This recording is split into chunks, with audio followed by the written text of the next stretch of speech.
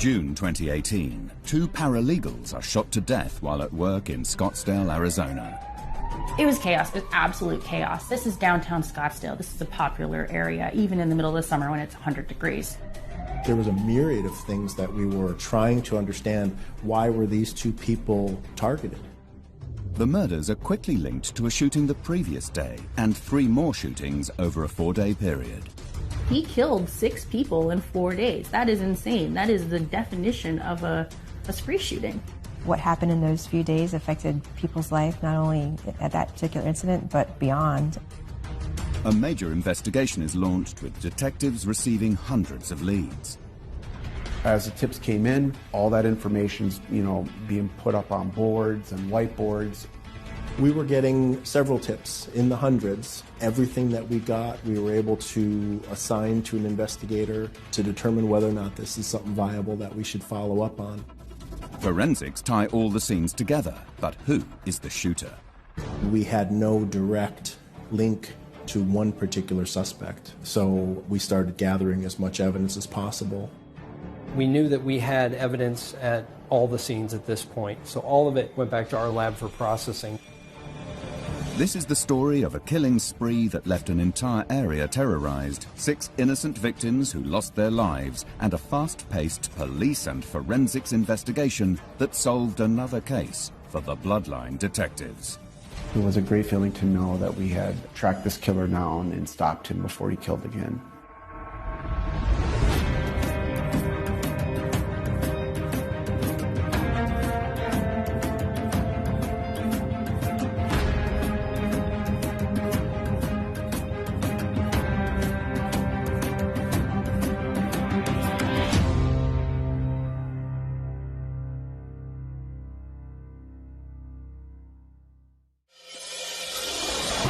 Of June 2018, police in Scottsdale, Arizona received an emergency call from a bus driver. Scottsdale 911. Oh, I need a medical. Oh my God, I don't even know if she's alive anymore. She came running towards my vehicle. There was blood dripping from her face. She just laid down on the ground. Is anybody able to get out and make contact with her? She's non-responsive. I think her tongue was sticking out. I think she's dying, ma'am. We did receive a 911 call from a bus driver. She had transported a group to the park in downtown Scottsdale and was waiting for their return when a woman came up to her bus, was bleeding from her face, and had told her that she felt she was dying. Please call 911. The driver was terrified, absolutely. She had no idea what was going on. It's one of those things in this situation, you can tell that the driver was clearly in shock by what was happening. Immediately, patrol officers, paramedics responded directly to that scene. She went down on her own, or did she fall? There wasn't an indication that she had received a gunshot wound or anything at that point, so it could be a medical issue, it could be an injury that she sustained just from a fall. We weren't sure yet, so we were definitely monitoring just to see what happened next. Hey, ma'am, Scottsdale Police. Hey, ma'am, are you okay? Can you talk with me?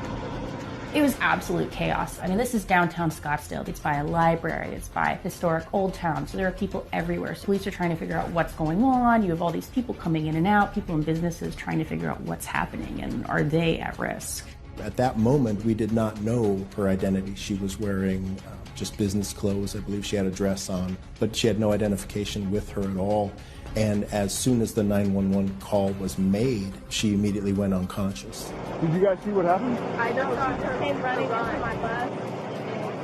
I was in the office when we heard the call come out. I responded to the scene given the nature of the call. There was a woman that had collapsed in the street. She was bleeding significantly from the face and head. I don't know what's going on with her, man. She's in bad shape. Oh, yeah. It's like she's bleeding a lot from her face. Our patrol officers did an amazing job getting her to the hospital. The paramedics, luckily, were close by. They arrived very quickly and transported her immediately to the hospital. Unfortunately, she died of her injuries there at the hospital. Amidst the confusion of it all, a supervising officer noticed a trail of blood leading to a nearby business close to where the woman's body was found. There was a trail of blood leading to this family law office, and that a door was standing open. So at that point, he formed a team to search to see if there were anybody else inside that business, or to answer some questions as what had happened. So you two come on, I'll wait for her. Help you guys both in the campfire. Right as they walked into the law firm, there was more blood inside the business, and as they made their way through, they discovered a female lying unconscious on the floor. There's a woman face down. We got someone else face down here, bleeding. Yep. She had blood coming from her head, from her chest, and they checked to see her, and they brought paramedics in there, and unfortunately she was also deceased. Immediately, Scottsdale Police Department launched a double homicide investigation. As soon as it was announced that there was a second victim and that she appeared to have a gunshot wound, that's when I gathered up my resources and told the detectives working with me, I said, we need to start heading down there. This sounds like it might be a double homicide. We had an overwhelming detective response and other officers just because of the fact that it was so close to one of our stations. It was in Old Town Scottsdale, which is very heavily populated with a lot of businesses and residential areas. So, a lot of things had to be happening at a very fast pace. There was a lot of things that needed to be done very, very quickly to either identify who did this, but also make sure that we don't have any other victims potentially in harm's way. Was this a disgruntled client or domestic violence situation, or were they the intended victims? At that point, we're dealing with this simple, now we have two people, we believe both shot, both deceased. We don't know who should still be in the business, who's missing. Is this somebody that's related to this business? Was this somebody that came in and has now kidnapped someone? So there were a lot of things that we were trying to piece together quickly at that moment. This office is clear. Then the way we had identified both people is looking through the desks of this law office, looking at cell phones, looking at literally pictures on the desks to see family photos and saying, okay, this is this person, and then going through purses to find identification. The two victims were identified as Valeria Sharp and Laura Anderson. They were paralegals, and they were the only people still there at the end of the day. Laura Anderson was found dead at her desk, but Valeria Sharp had actually made it outside of the law firm, walked down a path to a party bus, and that driver is the one who called 911. With the crime scene closed off, forensics started processing the law office for any evidence. We have to make sure that we are very careful in our collection, but that we don't contaminate the evidence more than necessary since we're already in there. I think I kind of put it in a frame of reference that I'm there to do a job and get the best evidence. So I think I look at it a little bit differently. I think I'm looking at it as more of what can we obtain from the scene in order to make that forensic connection. We're going to look for fingerprints. We're going to, determine what the manner was and how they were murdered. Were they stabbed? Were they choked? Were they shot? Anything that's blood related, obviously, but also any potential evidence that's foreign. We want to collect it without disturbing any more than it already is. So that information and how that work right there is, it takes a long time. We have to be very patient with that work. We took clothing, we took swabs with the casings, swabs of blood and other things from there. The crime scene unit recovered some shell casings that were brought back for comparison purposes. Within hours, detectives received a call from the Phoenix Police Department, who were investigating the random shooting of a psychiatrist the previous day. Could the murders be linked? Phoenix police showed up unannounced and kind of were interested as to what information we had, what information they had, so we definitely talked at length to the detectives, and we traded information, we talked about it. They were the first ones to consider the possibility that the suspect may be the same person, and so initially we didn't have very much else to go on. That was like, oh shit, now what? because now we've got to figure out where that link is as quickly as possible so we don't have any other innocent victims.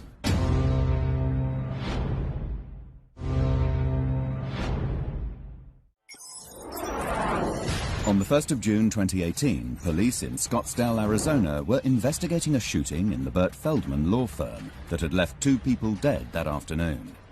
There was a palpable sense of either disbelief or just trying to grasp what exactly was happening. Scottsdale police received a call from Phoenix Police Department. A well-known forensic psychiatrist, Stephen Pitt, had been gunned down the previous day.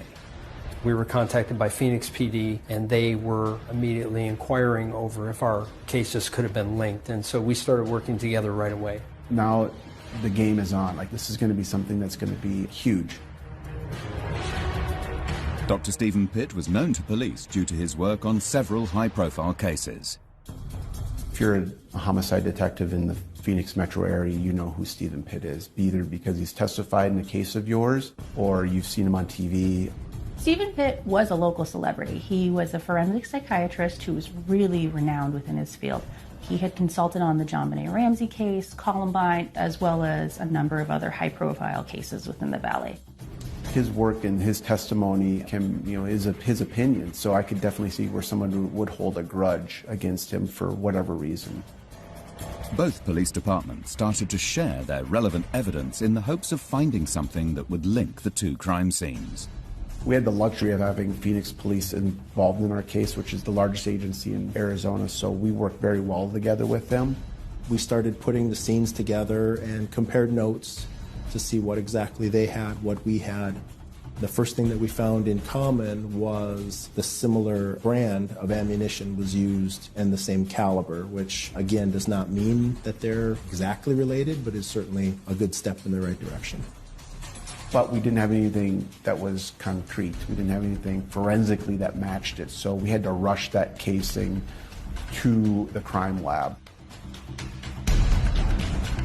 When we got the shell casing from the scene from Phoenix on Saturday morning, we started the DNA process, which in basic terms is a 4-step process. And our extraction method is pretty robust. And so a lot of times we're able to get DNA off of items that maybe other laboratories would not be successful with. The lab was able to get a DNA sample of the shell casings from both crime scenes. It was a pretty small amount, but we were able to get a complete profile off of the shell casing. So by 9 o'clock that night, we had confirmation that whoever murdered Stephen Pitt, that same gun was used to murder Valeria Sharp and Laura Anderson. Detectives immediately started interviewing witnesses.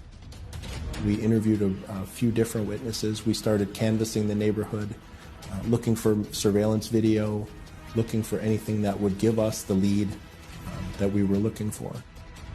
Phoenix PD did have a witness that observed a person at the Dr. Pitt homicide scene. They created a composite drawing. That witness said that the suspect was a white male.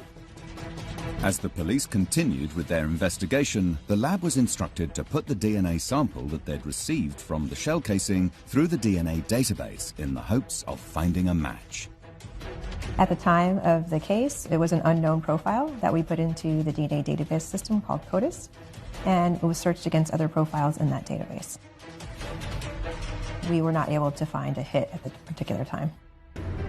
With a negative result from the DNA database, police were continuing with their investigation as normal when they received another 911 call.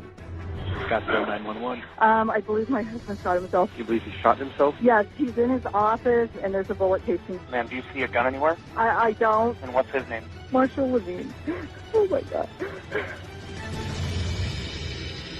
That was roughly around midnight, and his office was roughly about 5 miles north of the Feldman Law Office. And initially, nothing obviously linked those 2 Scottsdale scenes, let alone all 3.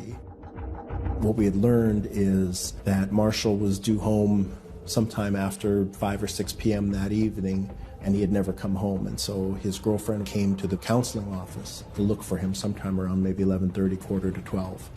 And that's when she walked into the office. The door was unlocked, and she found him deceased in the office.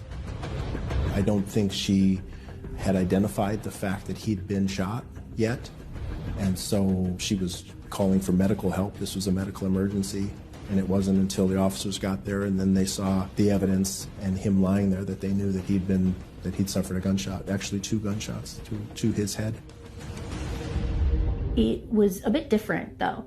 Stephen Pitt was really well known, and the law firm shooting was by downtown Scottsdale, but this one was in a more low-profile building. None of the names in that building were very recognizable, so it showed us that this case was turning into something more than we thought it could have.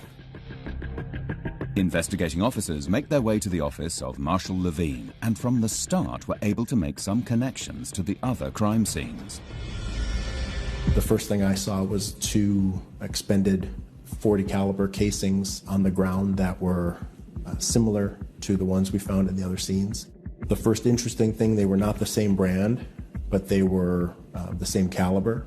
And based on the totality of everything we had working, we were just made a working assumption that they were related in the hopes that we were going to be able to do exactly the same thing, send the casings into the firearms lab and make a forensic comparison as quickly as possible to determine if they were all fired from the same gun or not.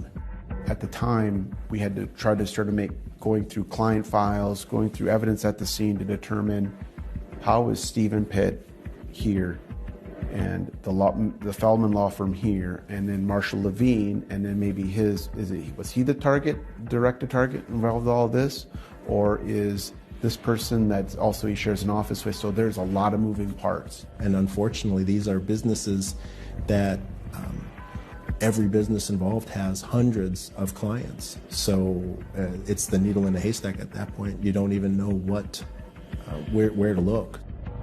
As the investigation was growing bigger, many different police organizations were drafted in to help comb through the evidence as it came in. As we're in this mammoth task force, as we're moving along, by Saturday evening now, we start realizing, reviewing, going back and looking at some surveillance camera footage that Phoenix had received. We found this suspicious vehicle that's rolling through the lot. And it was a gold color Mercedes, kind of a different type of Mercedes, that a little bit older model, so it was a little bit more unique. The movements that we were able to capture from all the different cameras that we caught, we felt that it never none of the video footage actually what we could see is who, the suspect murdering Mr. Pitt, but it was more of this vehicle from other camera angles driving suspiciously in and from the area. We felt very confident that this was our vehicle. Now, it didn't have a plate. We couldn't get it plated on or anything like that, or we couldn't see who was driving it. We could just see that this vehicle was there. So then we started researching all the different vehicles in the state of Arizona that vehicle would link up to, and there was, I want to say, maybe a couple hundred that we were going to have to go through. Now with 4 victims, police were desperate to get as much information as possible. They were relying on the media to get the key facts out to the public in the hopes of getting some vital leads. The media was a great help. They had put out, again, another description, and the media had continued to follow these cases, and now with a 3rd scene and ultimately a 4th decedent, we were getting updates. They were broadcasting from the scene, and we had tip lines set up that asked citizens if they have any information on any of these cases, please call. And we needed as much help as we can get from the public.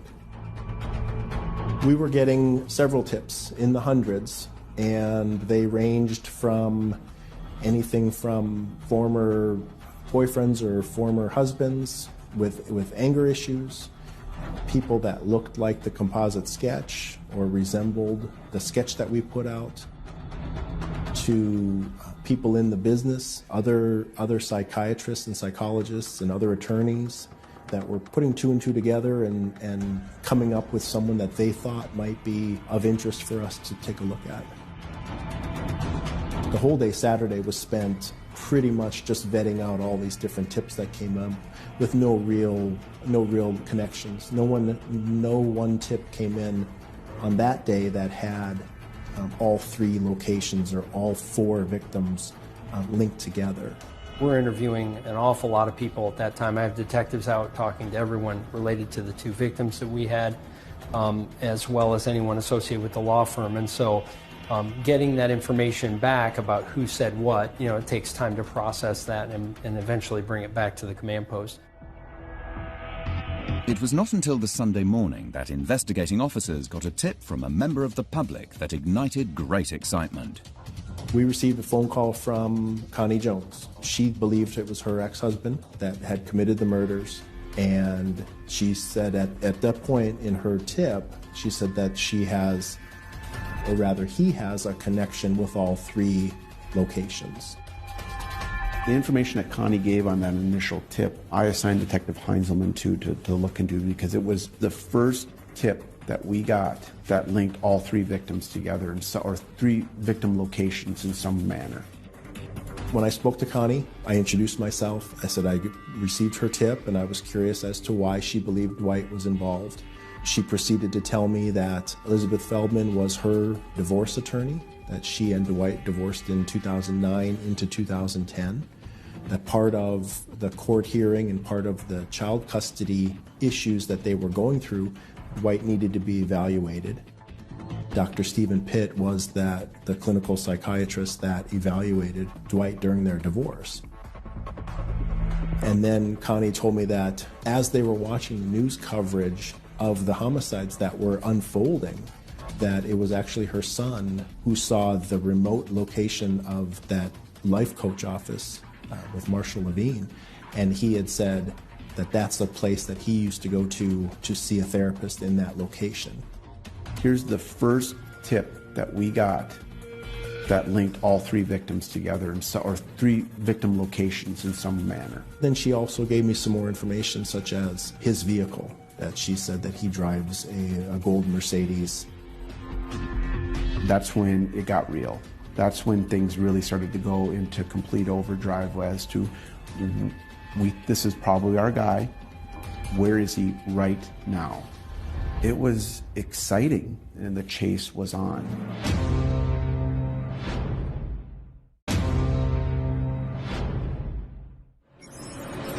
June 2018, and police from Scottsdale and Phoenix, Arizona were investigating the murder of 4 people in 3 different locations.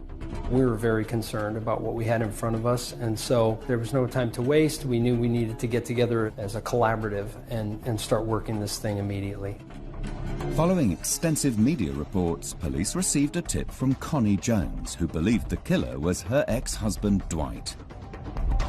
This was the first tip that linked all 3 scenes, so we took that very seriously. This was not the first time the police had dealings with the Joneses. We did have a call with the Jones family when they were still married and living in Scottsdale that ended in a domestic violence arrest of Mr. Jones. So we started digging back into all that history. Back in 2009, there was an incident where he had threatened Connie and that she had eventually fled the house, and he more or less barricaded himself in the house, refused to come out. Dwight was yelling at their son for a performance at a basketball game that wasn't up to his standards. And things just went from there. Dwight would not come out of the home with their son. And it took quite some time of negotiations, and eventually he did exit the home. Connie, in court records, said that he stepped out of the house holding their young son in front of them like a shield. In the end, they officially filed for divorce and the separation began. It took years, though. Connie met Dwight while she was on a summer break from college. He was 22 and she was only 18. Connie's a very intelligent, very self-centered person. She's, I think she got herself into this relationship and couldn't extract herself from it fast enough. Connie was 18 when she married Dwight. She went to school to be a therapist or a psychiatrist. She did that for a number of years before she ultimately switched to radiology. From what I understand, their marriage was a bit tense at this point, and she did get pregnant with their son, and they stayed together and eventually moved to Arizona. He did not work and she supported the family with her radiology career, which I understand was very successful.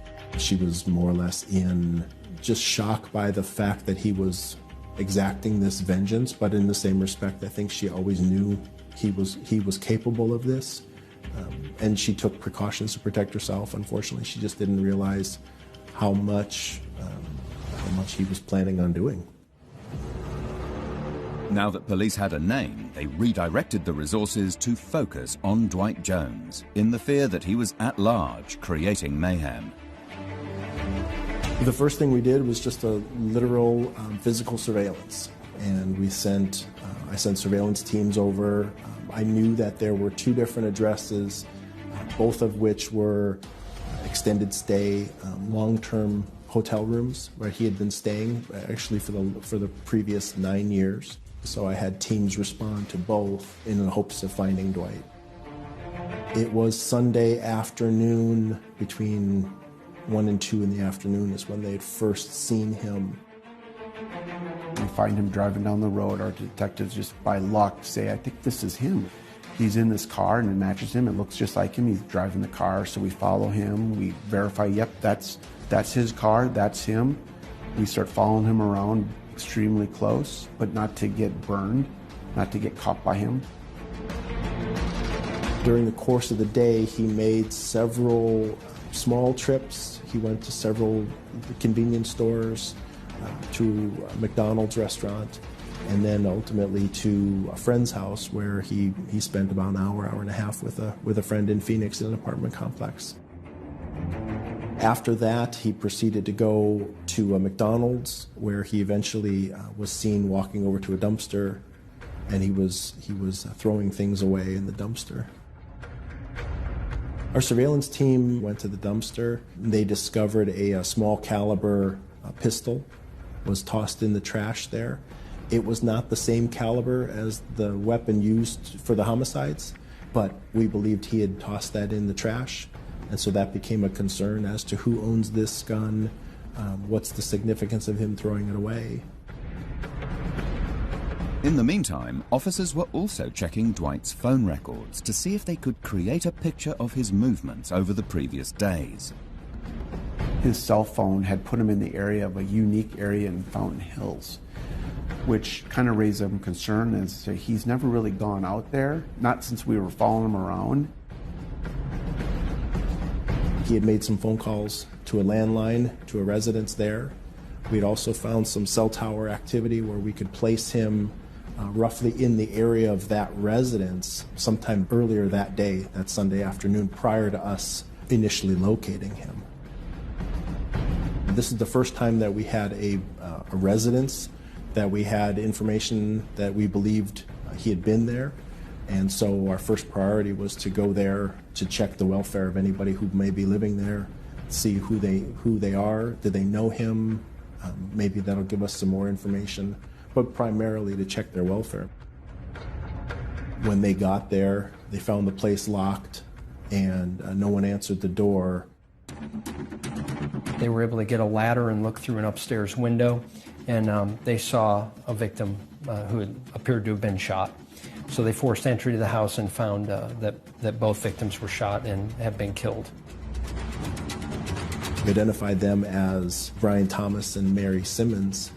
They were an elderly couple, recently married, lived together at that residence, and at this point we did not find any expended casings or any forensic evidence that immediately linked these 2 people with the other homicides. So now that just made it even worse, because now we're up to murder scene number 4, and it was very painstaking because now a lot of hard decisions had to be made. Where are we at with the investigation? Where are we at with the cases? If we take him into custody, do we have enough evidence to tie him to each of the scenes and enough to hold him legally and arrest him? Investigators now had to pause for a moment to review all the evidence that they had so far. By looking at the similarities in the scenes, that only gave us circumstantial evidence as well as his phone records and other things. We had a great circumstantial case on Mr. Jones, but we wanted that proof that it was him. So the DNA we were able to extract off the shell casing in Phoenix, although we ran it through CODIS, it didn't come back to anyone. Police now tried to link Dwight to the DNA from the crime scene using familial DNA analysis. The term familial DNA, it's a certain process that occurs. We had done it on a previous case. This one had that same type of genealogy that is involved in the collection of DNA and the identification of a suspect. Officers knew that if the lab could get a sample of DNA from Connie and her son, they could extract a DNA profile for Dwight and see if it matched the DNA from the crime scene. The decision was made to collect DNA from Connie and their son and use it to extrapolate to determine whether or not this unknown suspect was in fact Dwight. One of our violent crime detectives from Scottsdale flew up there, met with Connie and her son, collected the DNA swabs, and brought them immediately back to Scottsdale, where he turned them over to our lab so that they could do the comparison immediately that Sunday night. We were able to put together samples from the biological mother and biological son of a potential suspect, and then we processed those through the crime laboratory and did a paternity index to determine the possible father of the biological son, given that we had the biological mother's DNA. And then we were able to link that profile to the shell casing from the Phoenix scene. It made me feel that the work that we had done was worth it, that we were able to provide this investigative lead to our sworn partners, and that the case could come to a closure. On the Sunday night, while police were waiting on the results from the DNA swabs, Connie contacted police to inform them of a very bizarre occurrence. She told me that now Dwight was posting videos about her. This is my ex-wife talking to a guy named Dr. Stephen Pitt. And about his relationship. And so I was in the command center. I was able to speak immediately with a couple of analysts that were working in this task force. And we were able to go up to YouTube and find several videos, I think 11 in total, that Dwight had uploaded that day, within minutes. Dr. Pitt gave the exam, but the garbage he made up couldn't get me committed to a mental ward permanently like she wanted. So there were a number of videos, but each of them focused on one thing, was that Connie, his ex-wife, and the system had wronged him. They had robbed him of his son, of his life, of what was rightfully his. Every time I try to reach out to you, your mother blocks contact. I know what she's been telling you, that I was dangerous and a danger to you and a threat to you and a threat to her. I was never a threat to you. The videos were not of action per se, but what they were is him speaking in 30 to 45 minute lengths, and that white porcelain mask was one of the primary focuses on several of the videos. I just remember thinking, how can someone be this angry that they have hours and hours and hours to talk about this? And we noted that the videos had been posted pretty recently. It was a number of weeks before the shooting happened, even though the divorce, Connie and Dwight officially separated in 2012, I believe. So it had been years. So I'm just thinking too, why now? Why did we post these? Is this his manifesto? So the decision was made at that point to take him into custody as quickly as we could.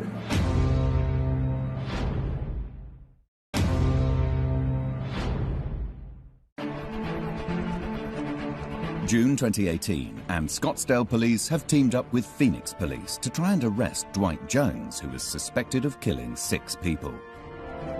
We have no idea what his thought is, what his plan is, and for those reasons, it was determined we needed to do what we could to stop him. Police had tracked him down to his hotel room, and the order was given to evacuate the hotel and to arrest Jones. You had such a huge law enforcement presence at this hotel.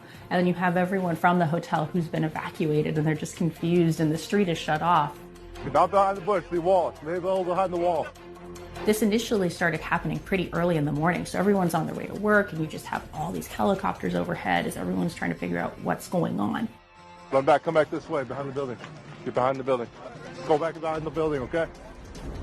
It was early Monday morning. The Phoenix SWAT team was in charge of evacuating the hotel, and so they started up on the 3rd floor. They had their full body armor and ballistic helmets on.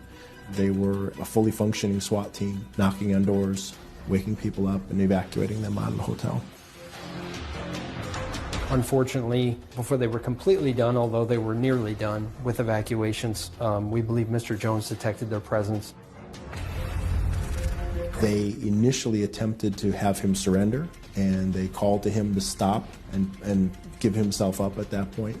Dwight retreated back into his hotel room, and the operators that were working in that immediate area heard at least 2 to 3 gunshots come from inside his room. The tactical decision was made to not breach the door necessarily and get into a gunfight with someone. It was determined to be a safer approach would be to deploy some sort of chemical agent through a window. To try and keep him at a position of disadvantage and see if we can't get him to come out so that we don't have to try and assault his space.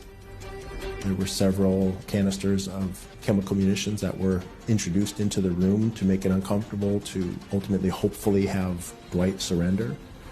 After no response was acknowledged, we had a technical unit respond with a drone. Police had a drone that they flew down through the open window of Dwight's hotel room. That's it, right in front of the window. Now it's inside the room. And that was the first time that we saw Dwight lying on the bed, and it appeared that he had self-inflicted, that he had shot himself. It didn't surprise me that that's how it ended. His actions were that of a desperate person. Once the tactical team had secured the scene, detectives were able to enter Dwight's room and get the first look at the extent of his operations. We eventually just donned some protective gas masks, just enough to get inside, to take a look around, and it was, his room was a mess, and he could see the dead body there and the gun that was there. Dwight had a duffel bag that he had an AR-15 assault-type rifle, several hundred rounds of ammunition for that rifle. He had a .40 caliber pistol and several hundred rounds of ammunition for that pistol. There's a lot of ammunition. It was absolutely shocking looking at the evidence photos how much ammunition this guy had.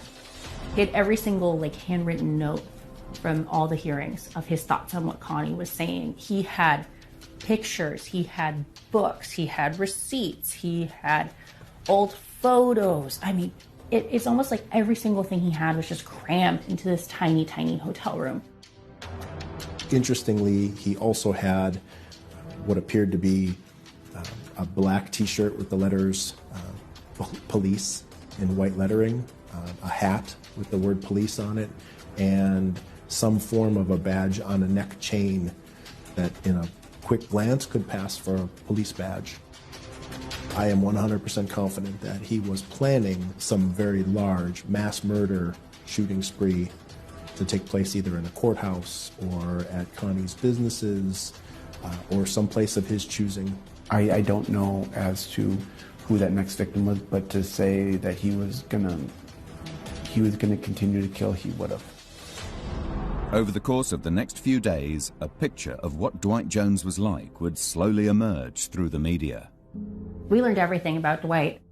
He was a man who was very, very angry, and he never let that anger go. He felt he had been wronged, and that turned him into someone who wasn't going to stop to hurt others. I don't know if he had been crafting this exact plan for the past 7 years, or if this was just what came to be within the last couple weeks before he made it happen.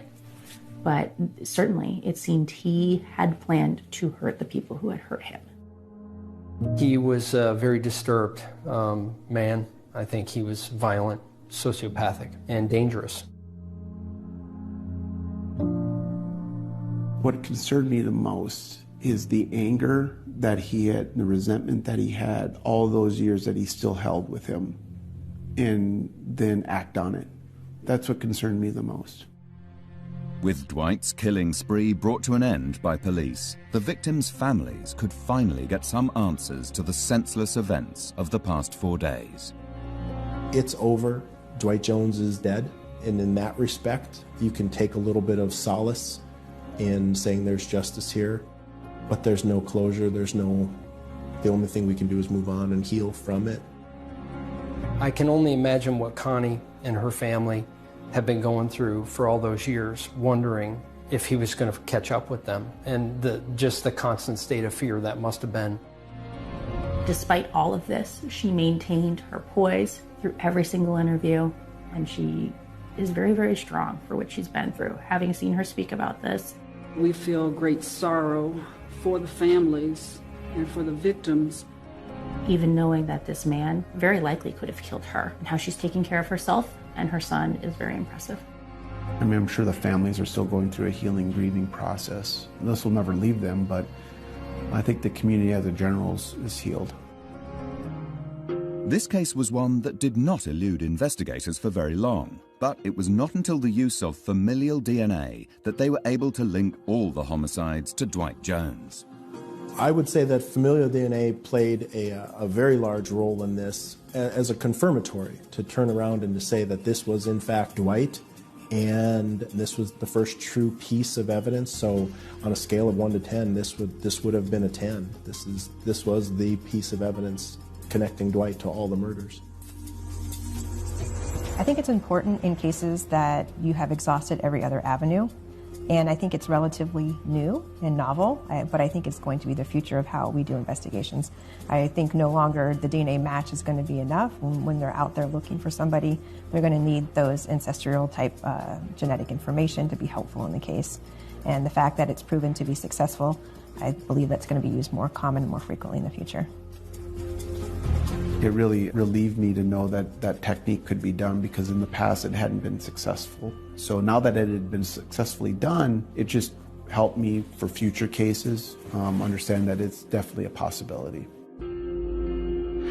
The shooting spree that was carried out by Dwight Jones had lasted several days, but due to the quick response and cooperation between both police departments, it was contained and neutralized before it could escalate into something bigger.